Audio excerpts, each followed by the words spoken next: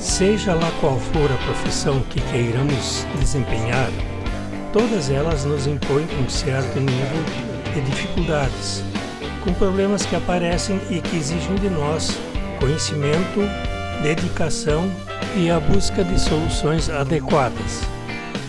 Dentre todas as atividades que poderíamos citar está a agricultura, que é uma das mais complexas e que exige muita criatividade no desempenho e gestão na ponta do lápis. Produzir alimentos é uma tarefa nada fácil, porque envolve muitos desafios na caminhada. E para darmos resposta precisamos de muita paciência e dedicação. Todas as pessoas que desde cedo trabalharam na roça sabem do que estamos falando. A batalha de lidar com alta de custos de produção e a remuneração do produto é permanente. Um outro desafio muito comum nos últimos anos tem sido as estiagens, que também causam enormes prejuízos. Um que conhece todo esse conjunto de dificuldades é o agricultor Lauro Balmo, que tem propriedade na localidade de Forquetinha, no Rio Grande do Sul. Ele é a terceira geração da família que se dedica à produção leiteira. Lauro, a tua atividade como agricultor foi sempre nessa propriedade aqui em Forquetinha? Sim, ela sempre foi desenvolvida aqui na propriedade, né?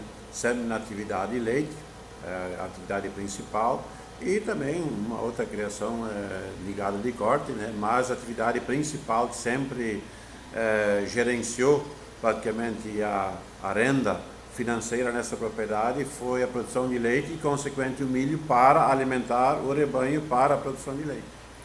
E essa propriedade você herdou do pai? Sim, essa propriedade, eu na verdade estou na terceira geração, que passou do meu avô para o meu pai, e eu estou na terceira geração, né? Então agora o meu guri que está também morando aqui com nós, né? Só que tem outra atividade, ele estaria na quarta geração nessa propriedade. Sim.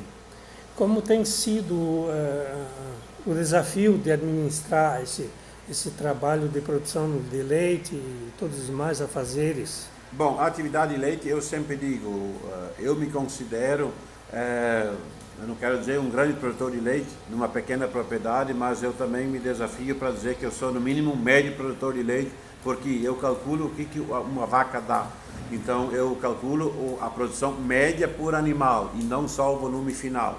Então eu já cheguei aqui na propriedade com 42 litros de média vaca ordenhada. Então é uma média alta. Inclusive tem alguns países europeus que defendem que a média por animal ordenhado estaria mais viável em torno de 25 litros de leite por animal, segundo a França é um dos países que defendem essa litragem, enquanto que alguns defendem uma produção maior, mas quanto maior a produção por vaca, mais cuidado e mais caro o litro produzido ele se torna, porque o animal depois de 35 litros de leite média dia, ele precisa de um cuidado especial e uma alimentação muito bem regulamentada. Tu tens no caso aqui a raça holandesa, como é que dá para analisar essa raça na produtividade? Bom, a raça holandesa ela é uma das raças que na produção praticamente hoje é a que mais produz.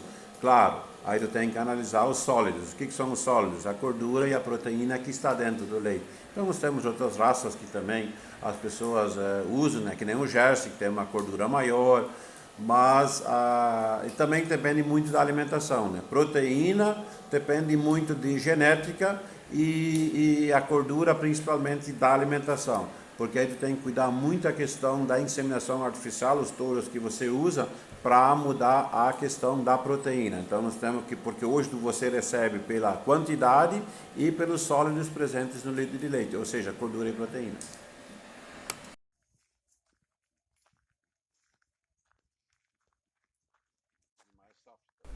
Em uma área de 10 hectares, a família Baum possui 14 vacas da raça holandesa, das quais 7 estão em fase de ordenha.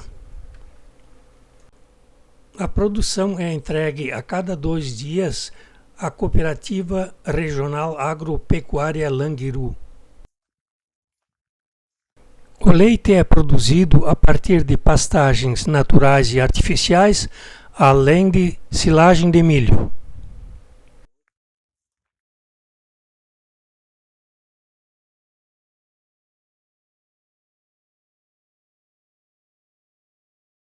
Nos conte um pouquinho como é que é esse processo, por exemplo, ser agricultor e daqui um pouco, mais adiante, você se destaca como líder sindical e assume uma função no sindicato.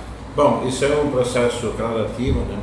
Eu ainda continuo na função de agricultor, claro, nas horas que eu consigo me liberar, ou seja, no início da manhã e no fim do dia, quando é possível, né? Quando às vezes nós estamos fora participando de feiras, inclusive em São Paulo, Rio de Janeiro, onde é que nós temos que se atualizar para a nossa área comercial, que é uma área muito dinâmica e muito diversificada, ou seja, a área de supermercado.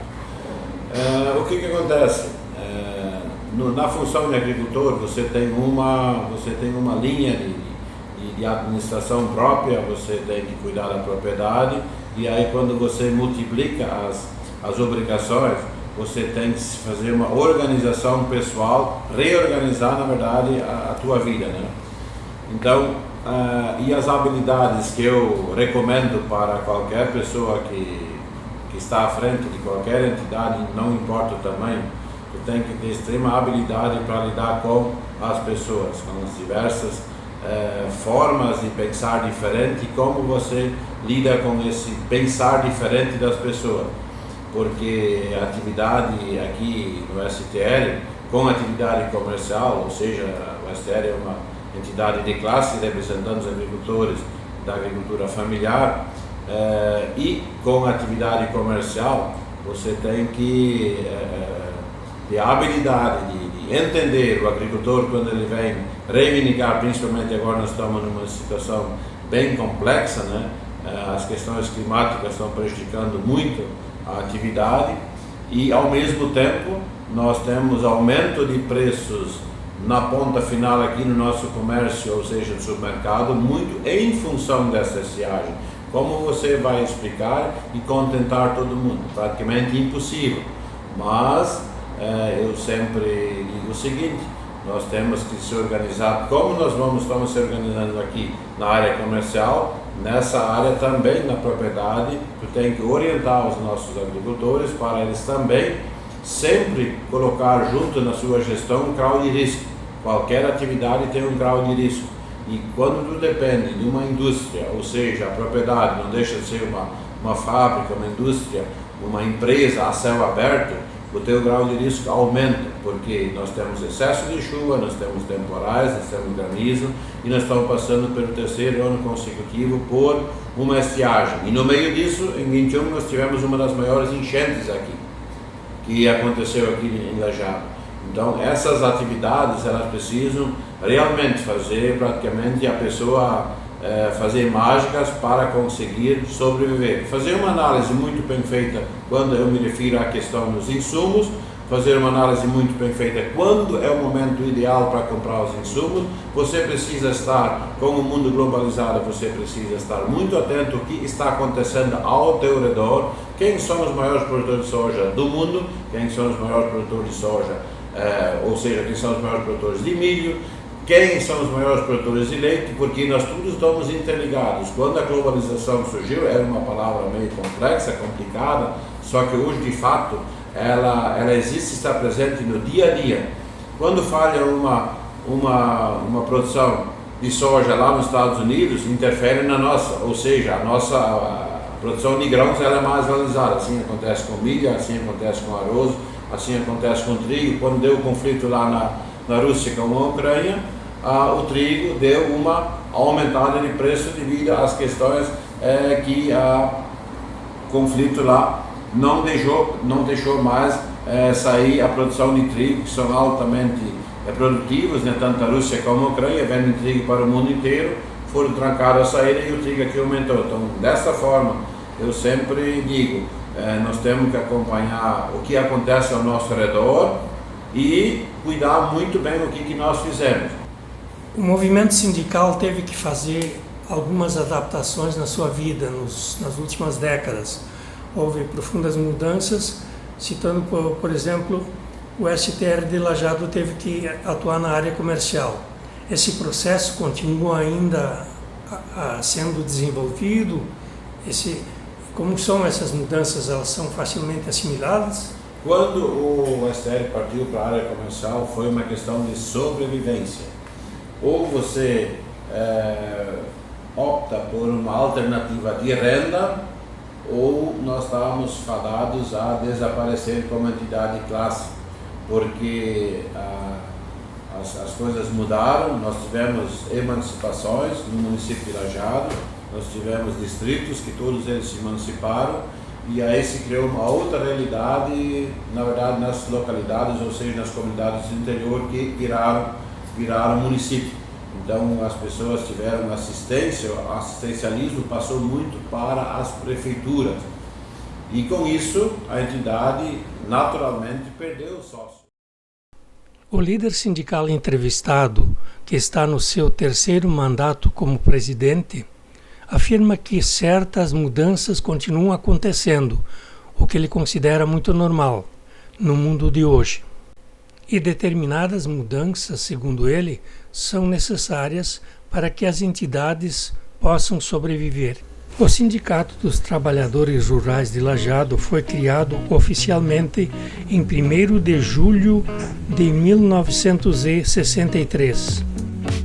Com uma destacada atuação na área comercial através dos seus supermercados e na área sindical, que dá assistência ao quadro de associados, a entidade é hoje uma das mais respeitadas do país, onde as marcas maiores são a responsabilidade e seriedade em todas as atividades desenvolvidas.